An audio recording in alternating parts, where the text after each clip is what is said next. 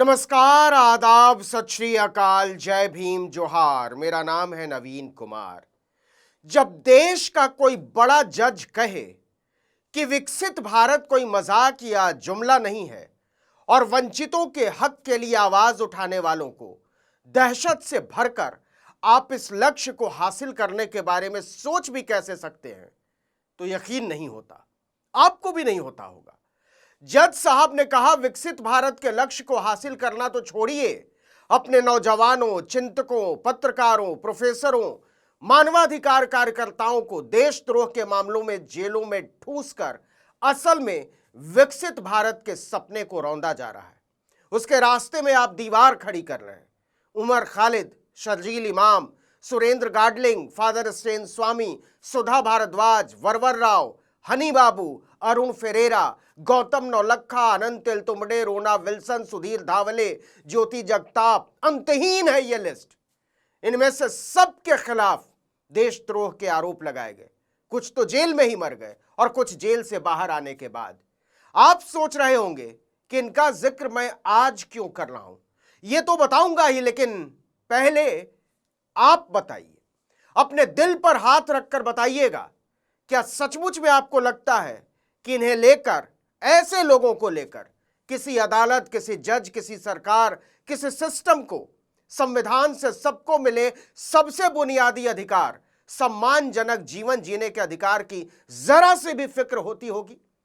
आपके जवाब का अंदाजा हम अच्छे से लगा सकते हैं, लेकिन जब इसी सिस्टम से कोई उठता है और थोड़ी सी भी चिंता जताता है तो लगता है कि अभी सब कुछ खत्म नहीं हुआ है। हक के लिए लड़ने की सारी लड़ाइयां निरर्थक नहीं हुई हैं।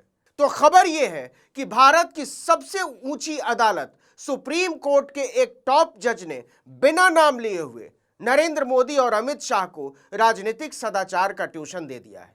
आज की तारीख में यह बहुत हिम्मत का काम है, खासकर एक सेवारत जज के लिए।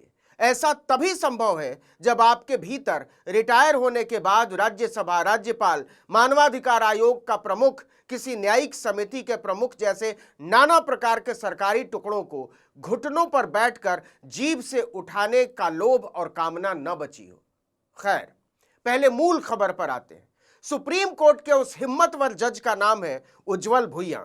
जी हां, यूएपीए के गलत इस्तेमाल को लेकर जस्टिस उज्जवल भुइयां ने बड़ी बात कही है। उन्होंने कहा कि असहमति की आवाजों को दबाना, अंधाधुंध गिरफ्तारियां विकसित भारत के लक्ष्य के रास्ते में सबसे बड़ा रोड़ा है। अगर इस पर गौर नहीं किया गया तो अदालतों पर बोझ बढ़ता ही रहेगा। हालांकि आज के हालात में यह थोड़ा अविश्वसनीय लगता है, लेकिन सुप्रीम कोर्ट के जस्टिस उज्जवल भुइयां ने सामाजिक ताने बाने को लेकर बड़ी बात कह दी है। जस्टिस भुइयां बंगलुरु में सुप्रीम कोर्ट बार एसोसिएशन के पहले राष्ट्रीय सम्मेलन में बोल रहे थे। आपको पता ही है, नरेंद्र मोदी ने 2047 तक भारत को विकसित राष्ट्र बनाने का जुमला उछाला है। अखबारों में इस जुमलेबाजी पर बड़ी बड़ी खबरें और बड़े बड़े इश्तिहार छपवाए गए। भाजपा ने इसे एक अभियान की तरह चलाया, लेकिन जस्टिस भुइयां ने कह दिया है कि 2047 तक विकसित भारत का सपना केवल नारों से पूरा नहीं होगा। असहमति की आवाजों को दबाना, अंधाधुंध गिरफ्तारियां, लोगों को सताना इस लक्ष्य के रास्ते में सबसे बड़ा रोड़ा है। असल में जस्टिस उज्जवल भुइयां आतंकवाद विरोधी कानून यूएपीए के बढ़ते इस्तेमाल पर सरकार को चेतावनी दे रहे थे। उन्होंने कहा कि 2019 से लेकर 2023 के बीच हजारों लोगों को गिरफ्तार किया गया, लेकिन सजा की दर महज 5% के आसपास रही। इतनी कम सजा दर क्या बताती है? यह कानून का दुरुपयोग नहीं तो और क्या है। जस्टिस भुइयां ने आगे कहा कि बिना पर्याप्त सबूतों के की गई गिरफ्तारियां न केवल अदालतों पर बोझ बढ़ाती हैं, बल्कि नागरिक स्वतंत्रता का भी हनन करती हैं। जस्टिस भुइयां ने कहा कि एक विकसित देश में आलोचना के लिए जगह होनी चाहिए, उसे अपराध नहीं माना जाना चाहिए।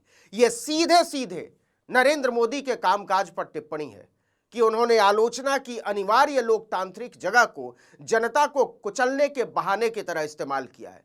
गौर कीजिए, जस्टिस भुइयां ने खास तौर पर 2019 से लेकर 2023 के बीच के कालखंड का जिक्र किया है। उस समय देश में किसकी सरकार थी, कौन प्रधानमंत्री था और कौन प्रधानमंत्री है, इस पर गौर करेंगे तो बात एकदम साफ हो जाएगी।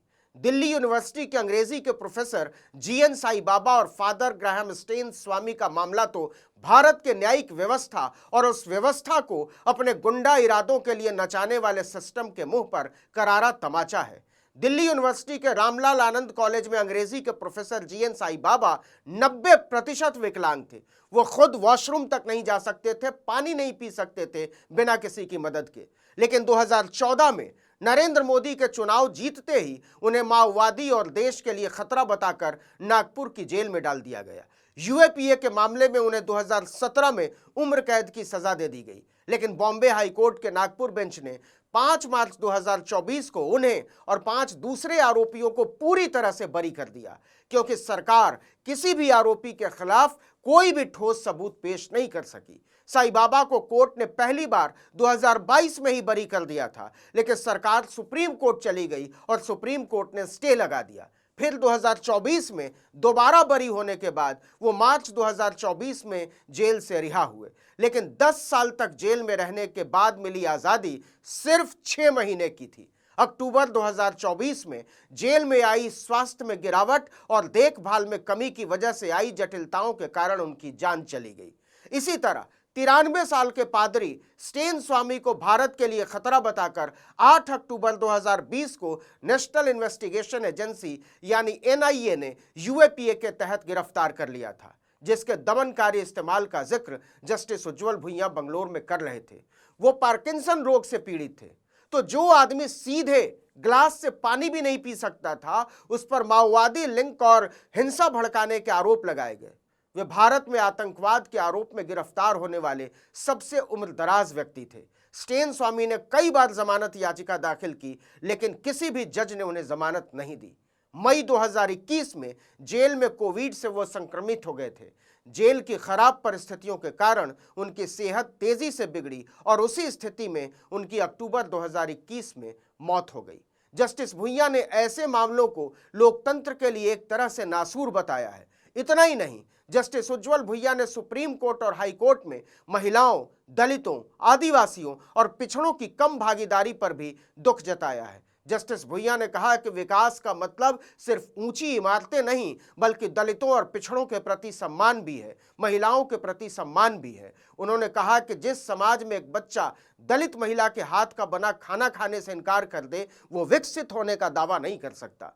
जस्टिस भुइयां ने सवाल उठाया कि जिला अदालतों में 50% से अधिक महिलाएं न्यायिक अधिकारी बन रही हैं, लेकिन हाई कोर्ट और सुप्रीम कोर्ट पहुंचते पहुंचते ये संख्या गिर क्यों जाती है, ये बड़ा सवाल है। उन्होंने कहा कि 1950 से अब तक सुप्रीम कोर्ट के 287 जजों में केवल 11 महिलाएं रही हैं। उन्होंने कॉलेजियम सिस्टम की सब्जेक्टिविटी पर भी सवाल उठाया।